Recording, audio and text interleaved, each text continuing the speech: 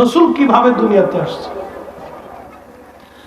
যে কোনো মূল্যে নবীর বাবা আব্দুল্লাহকে মেরে ফেলতে হবে, কারণ তার পেশানিতে নূরে মুহাম্মাদি। তাকে যদি মেরে ফেলতে পারি আর কোনোদিন আখিরি নবী দুনিয়াতে আসবে না, আর আমাদের ইহুদি ধর্ম ধ্বংস হবে না। ইহুদিরা চক্রান্ত করলো, তারা সিরিয়া থেকে 70 জন যুদ্ধবাজ কমান্ডো ছেলেকে নিয়োগ করে তাদেরকে মক্কায় পাঠিয়ে দিল। তারা মক্কার অলিগুলি দিয়ে জায়গায় জায়গায় ঘুরে হযরত আব্দুল্লাহকে মেরে ফেলে দেওয়ার জন্য। কিন্তু আপনারা বলেন, আব্দুল্লাহ তো আল্লাহর হুকুমে, আব্দুল্লাহর পেশানিতে নূরে মুহাম্মাদি আল্লাহর হুকুমে। আল্লাহর নবী দুনিয়াতে অবশ্যই আসবে, ইহুদিদের চক্রান্ত নস্যাৎ হবে। কারণ কোরআনে আল্লাহ বলে দিয়েছেন, ওয়া তাকাল্লুবাকা ফিস সাজিদিন, নবী গো আপনাকে আমি সেজদাকারীদের মাধ্যমে দুনিয়াতে আনছি। নবীজির আব্বা আম্মা জীবনে কোনোদিন কোনো মূর্তির সামনে মাথা নত করে নাই। নবীজির আব্বা আম্মা কোনোদিন একটা বারো আল্লাহর সাথে শিরিক করে নাই। তারা এক আল্লাহতে বিশ্বাসী ছিল এবং আল্লাহর সামনে মাথা নত করত। তারা কাবা শরীফে যাইয়া আল্লাহর সামনে সেজদায় পড়ে থাকতো। একবার জোরে বলা যাবে আল্লাহু আকবার। মনোযোগ দিয়ে নূরে মুহাম্মাদি দুনিয়াতে আসবে। ইমাম ইবনে কাসির আল বাদার মধ্যে তিনি লিখতেছেন, ইহুদিরা 70 জন যুবক পাঠিয়ে দিল। আমার নবীজির আব্বা তিনি ছাগল উট দুম্বাগুলি চড়াইতে চড়াইতে চড়াইতে চড়াইতে একেবারে মরুভূমির দিকে চলে গেলেন। একবারে ফাঁকা, মক্কা থেকে বহু দূর। ঠিক তখনই ওরা 70 জন একত্রিত হইয়া হযরত আব্দুল্লাহকে মারার জন্য ধাওয়া করলো। হযরত আব্দুল্লাহ জীবন বাঁচানোর জন্য দৌড়াচ্ছিলেন, ইহুদিরা পিছে পিছে দৌড়াইতেছিল।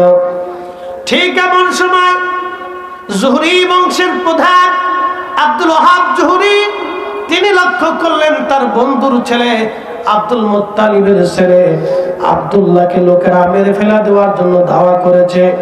তিনি তার তলোয়ার বের করে নিয়ে বংশের মানুষদেরকে ডাক দিলেন, হে জুহরি বংশের লোকেরা, অস্ত্র শস্ত্র নিয়ে তাড়াতাড়ি আসো। আমার আরবের বন্ধু আব্দুল মুত্তালিবের ছেলেকে লোকেরা মারার জন্য ধাওয়া করেছে। আমরা থাকতে আব্দুল্লাহ মরতে পারে না, আমরা থাকতে আব্দুল্লাহ মরতে পারে না। একবার জোরে বলবেন আল্লাহু আকবার। আব্দুল্লাহকে বাঁচানোর জন্য তারা অস্ত্র শস্ত্র নিয়ে দৌড়াচ্ছে। জুহরি বংশের লোকেরা অস্ত্র শস্ত্র নিয়ে দৌড়ায় আব্দুল্লাহকে বাঁচানোর জন্য। ওয়াহাব জুহরি তলোয়ার টেনে তলোয়ার হাতে নিয়ে দৌড়াচ্ছে, যে কোনো মূল্যে আব্দুল্লাহকে বাঁচাইতে হবে। কিন্তু ইহুদিরা আব্দুল্লাহকে ঘিরে ফেলে দিয়েছে। তখনই আব্দুল ওয়াহাব জুহরি লক্ষ্য করলেন আল্লাহর আসমান থেকে অশ্বারোহী সৈন্য নাজিল হইয়া আব্দুল্লাহকে ঘিরিয়া 70 জন ইহুদি যুবককে হত্যা করে ওই আল্লাহর সৈন্যর আবার আসমানে চলে গেল। আসতে হয়ে গেল না? জোরে বলেন। আচ্ছা, আব্দুল্লাহ মরে গেলে কি নূরে মুহাম্মাদি আসবে? তো ওনার হেফাজতকারী কে? আল্লাহ। একসাথে বলেন কে? আল্লাহ। হা হা, এটাই নূর। আব্দুল্লাহর এই দৃশ্যখানা দেখার পরে ওয়াহাব জুহরি চিন্তায় পড়ে গেলেন, এই ছেলে সাধারণ যুবক না, এই ছেলে সাধারণ যুবক না। চিন্তায় পড়ে গেলেন, এই ছেলের সাথে আমার মেয়ে আমেনার বিয়ে দিতে হবে। মারহাবা বলবেন? এই ছেলের সাথে আমার আমেনার বিয়ে দিতে হবে, কারণ আমার আমেনার মতো সতী সাধবী পবিত্র ধার্মিক মক্কার জমিনে আর একটাও নাই। একসাথে বলবেন আল্লাহু আকবার। নবী পাক না নাপাক? নবী যে রেহেমে ছিল পাক না নাপাক? নবী যে সুলবে ছিল পাক না নাপাক? নবী যে রেহেমে ছিল পাক না নাপাক? তুনকালু মিন সালিবিন ইলা রাহিমিন ইযা মাদা আলামুন বাদা তবা। 30,000 সাহাবীর সামনে নবীজির চাচা বললেন, হুজুর আপনাকে পবিত্র চুল থেকে রেহেম থেকে চুল করে করে এই নূরে মুহাম্মাদি দুনিয়াতে আপনার আব্বা আম্মার মাধ্যমে আপনাকে এনেছেন। ওই সময় একজন সাহাবীও দাঁড়ায় বলেন, ইয়া রাসূলুল্লাহ আপনার চাচা ভুল বলতেছে, কারণ আপনিও মানুষ আমরাও মানুষ। কথা বুঝেন নাই? কত হাজার সাহাবী? 30,000 সাহাবী, চাচার 30,000 সাহাবীর সামনে কথা বলতেছে, তখন একজন সাহাবীও দাঁড়ায় বলেন, হুজুর কোরআনে বলছে কুল ইন্নামা আনা বাশার বাশারুম মিসলুকুম, আপনি তাদের মতো মানুষ, আপনি আমাদের মতো মানুষ, আমরা আপনার মতো মানুষ।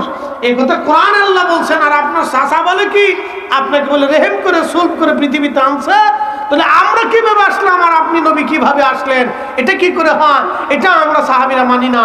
এই কথা একজন সাহাবী বলে নাই, 30,000 সাহাবীর সমর্থন থেকে বোঝা যায় রাসূলের পবিত্র বেলাদাত আমাদের মতো হয় নাই। নূরে মুহাম্মদী সুলভ করে আল্লাহ আব্দুল্লাহ ইবনে আমিরের পেশানির মাধ্যমে পৃথিবীতে এনেছিলেন। এই জন্য রাসূল পৃথিবীতে আসার সময় নবীর আম্মা দেখেছিলেন খারাজা মিনহা নূর, তার মায়ের ভিতর থেকে নূরে মুহাম্মদী বের হয়ে আসছে। একসাথে বলা যাবে না আল্লাহু আকবার? বুঝে যাবেন আপনি। রাত ভরে দলিল দেওয়া লাগে, ইমানদারের এত দলিল লাগে না।